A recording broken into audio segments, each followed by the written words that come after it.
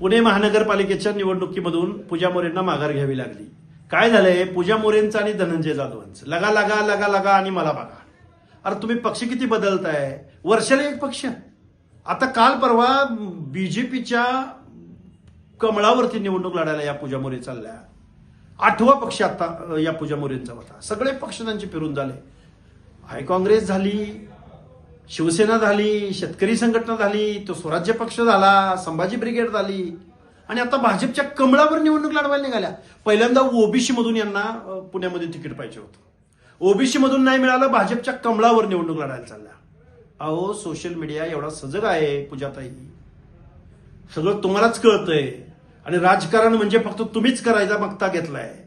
अहो इथं सर्वसामान्य जनता आहे आणि तुम्ही काय काय वक्तव्य केली, तुम्ही काय काय बोलला, ही महाराष्ट्रातली जनता विसरलेली नाही. आणि तुमचा पती जो धनंजय जाधव, जो भुजबळ साहेबांच्या गाडीवरती दगड घेऊन मारायला गेला होता. अरे आम्ही या व्यवस्थेमध्ये 50-60% आहोत. तुम्ही ओबीसी मधून काय, तुम्ही ओपन मधून काय, कमळावर लढायला गेला. तुम्ही लढायला पाहिजे होतं.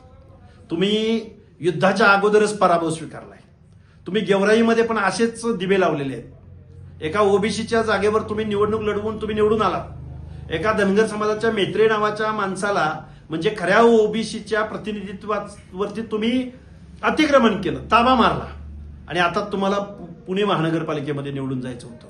अहो पूजाताई, अति केलं की माती असते. मनोज जरांगे आणि तुमचं कर्तृत्व एवढं मोठं आहे. आता पूजाताई मोरे हा ट्रेलर आहे. बजरंग सोनवणे, प्रकाश सोळंकी, विजयसिंह पंडित, राजेश टोपे, हा पिक्चर अजून बाकी आहे.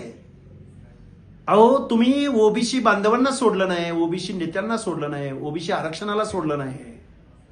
अति केली की माती होती पूजाताई. शुभेच्छा तुमच्या राजकीय कारकिर्दीला. आम्ही आहोतच. तुम्ही एकदा निवडणुकीला उभे राहाच. आम्ही आहोत आणि तुम्ही आहात.